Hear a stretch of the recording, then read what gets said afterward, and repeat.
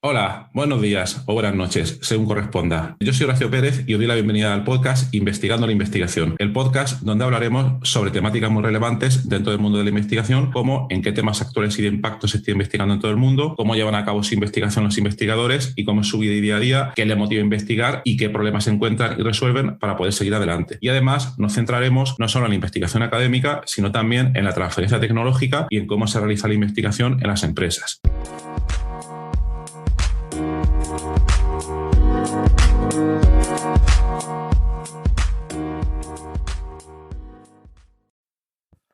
Hola, hoy es martes 22 de marzo de 2022.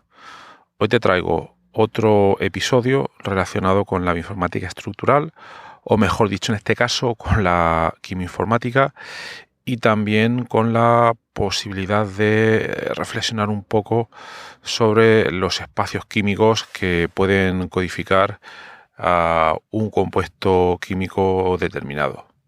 Bien. Ese es el episodio de hoy. Voy a explicar un poco más en detalle esta idea. Bueno, para los que trabajéis en contextos relacionados con el descubrimiento de fármacos, relacionados o donde se aplica, mejor dicho, la técnica del cribado virtual, como ya sabéis, hay varias maneras de aplicar esta técnica. Las técnicas de cribado virtual se pueden diferenciar de muchas maneras, pero una de las clasificaciones es cribado virtual basado en la estructura y otra es cribado virtual basado en los ligandos. En esta última, una de las ideas subyacentes para encontrar nuevos compuestos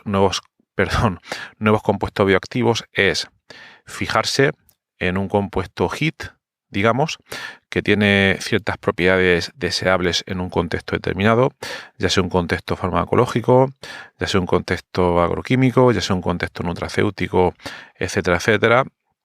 O incluso también nos podíamos salir de estos contextos. Imagino que también queremos diseñar nuevos compuestos que puedan permitir placas solares más eficientes, o colorantes, etcétera, o cualquier otra molécula que tenga unas propiedades interesantes. Porque, como os he comentado en otros episodios anteriores, es importante sacar la idea de cribado virtual cuando se pueda, porque es una exploración química de los contextos más clásicos de las interacciones proteína-ligando. Entonces, en algunos de los casos que acabamos de comentar, nos saldríamos claramente de esos contextos proteína-ligando, claramente en los casos, por ejemplo, de las células solares, los colorantes, o también en otros temas interesantes a nivel tecnológico, las baterías, los Metal Organic Frameworks, no me sale ahora la palabra en español, lo siento, o muchos otros casos. Pero bueno, a lo que voy es que en las técnicas de cribado virtual basado en los ligandos, lo que se suele hacer es que se elige uno o varios compuestos de referencia que ya se conocen, que tienen unas propiedades deseables, y entonces se enfrentan, y cuando digo enfrentan, quiero decir comparar, se comparan con una biblioteca o quimioteca o librería virtual de moléculas, con el objetivo de encontrar aquellas que, aplicando ciertas métricas, tienen un gran parecido con esas moléculas de partida, con el objetivo de encontrar aquellas otras que pudieran mejorar estas moléculas de partida. Obviamente podían potencialmente tanto mejorarlas como empeorarlas.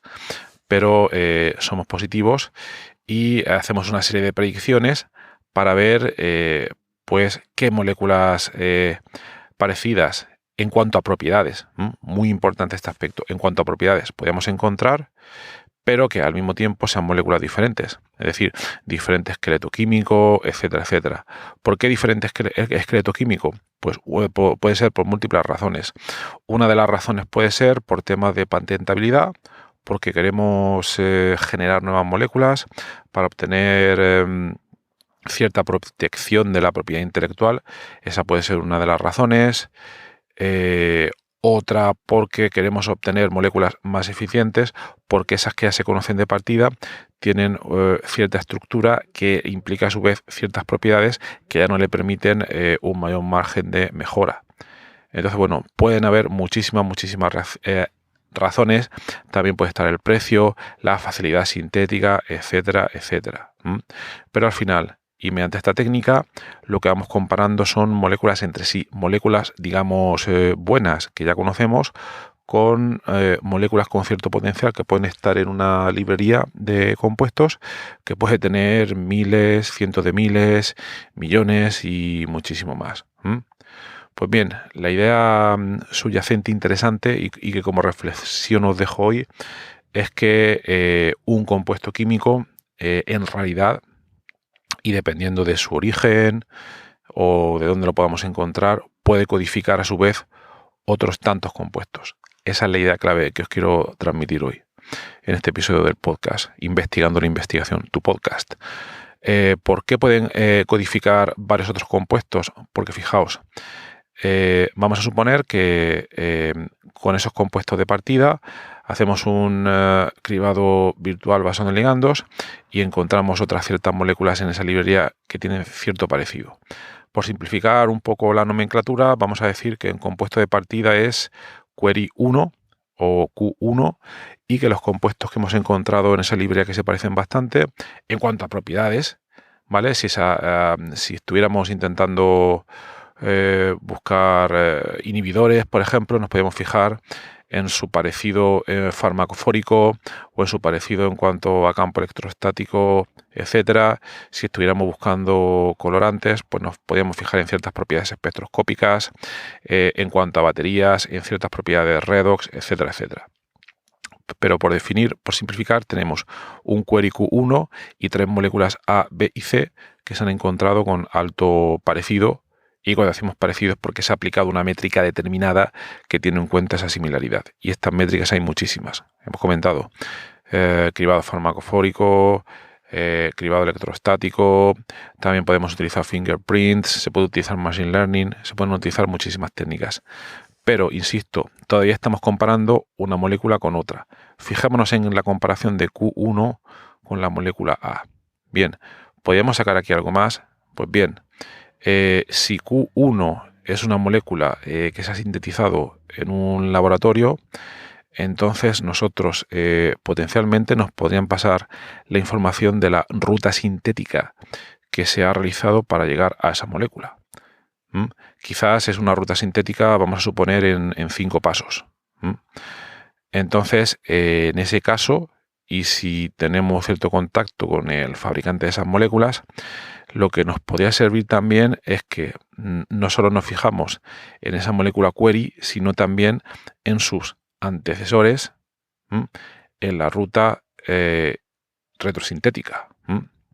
Como digo, esa ruta retrosintética podemos tener su información o incluso podemos tratar nosotros de predecir diversas rutas retrosintéticas, con diversos software que nos permiten acometer esta tarea. Entonces, si lo hacemos, tendríamos diversas rutas retrosintéticas y entonces tendríamos ciertas moléculas precursoras. Obviamente no nos podemos ir, o sí, habría que estudiarlo, demasiado atrás en esa ruta sintética, pero nos podemos imaginar que para llegar a esa molécula Q1 antes ha habido que sintetizar una molécula, digamos, M, y para esa molécula M viene de otra molécula Z, etcétera, etcétera, y nos vamos yendo hacia atrás. Entonces, lo que podemos hacer es, para esa molécula Q1 tendríamos una otra serie de moléculas de las que fácilmente, o digamos de manera no muy difícil, podríamos disponer si quien ha sintetizado esas moléculas le interesa el proyecto y le interesa trabajar con nosotros.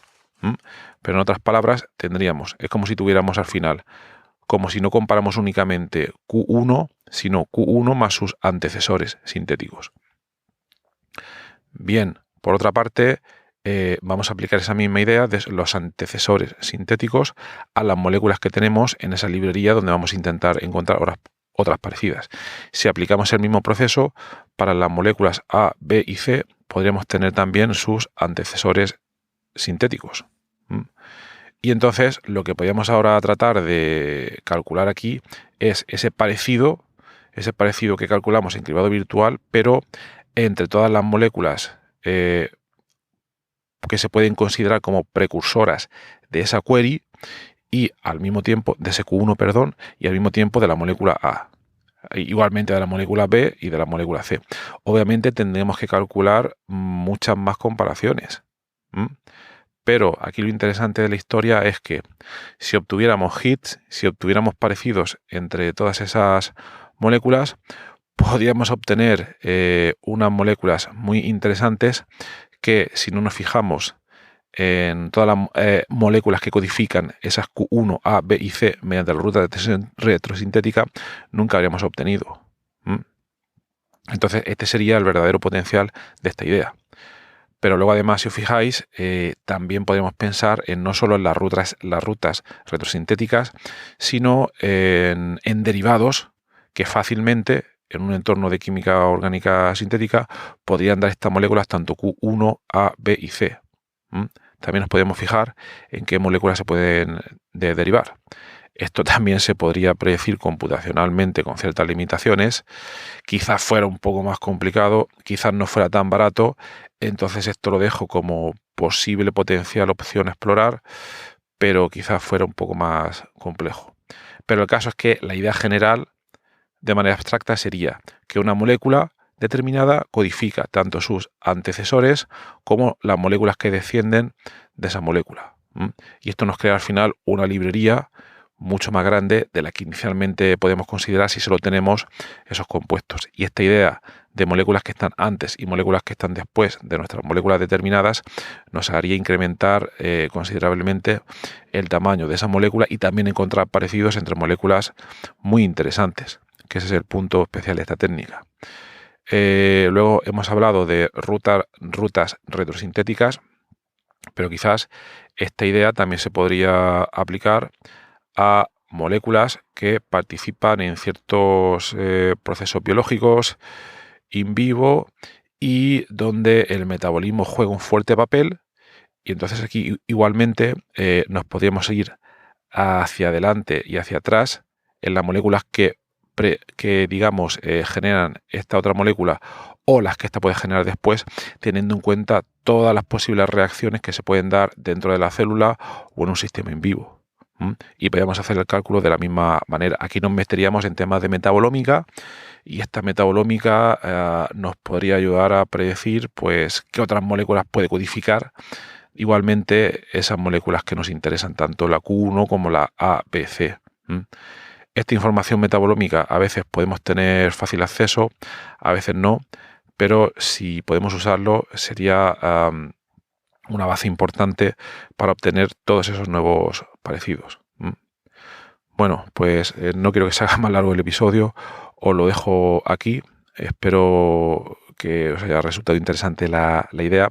Creo que tiene bastante potencial para ser explorada y creo que a su vez puede interesar el explorar muchas otras maneras de ver qué otras moléculas, que ya no solo nos limitaríamos a procesos de síntesis o metabolómica, etcétera, sino una propia molécula por muchos otros caminos, métodos, maneras o contextos podría codificar.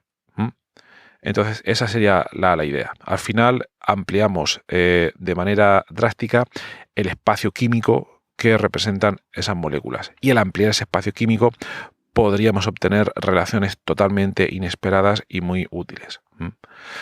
Bueno, pues espero que os haya sido interesante. Ha sido un episodio un poco más abstracto de lo normal, pero si estáis en el campo y trabajáis en él, yo creo que podéis verle potencial de aplicabilidad. Bueno, que tengáis un maravilloso martes y hasta luego.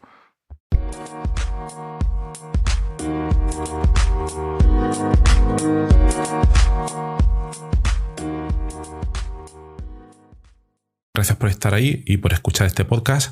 Os recuerdo que en la nota del episodio tenéis los detalles sobre muchas de las cosas que hemos hablado hoy, y también un formulario donde, si quieres, puedes opinar sobre el podcast, para bien o para mal, como quieras. Estás en todo tu derecho, y también sugerir, si quieres, un próximo entrevistado o tema que está relacionado con la investigación, claro. Pues tu opinión me parece muy importante, tanto a mí como a toda la audiencia de este podcast que va creciendo y que va contando muchas cosas interesantes. También comentar que si te interesa alguna de las técnicas que hemos mencionado mencionado hoy de manera muy breve en el podcast, me puedes contactar directamente y te puedo dar más detalles.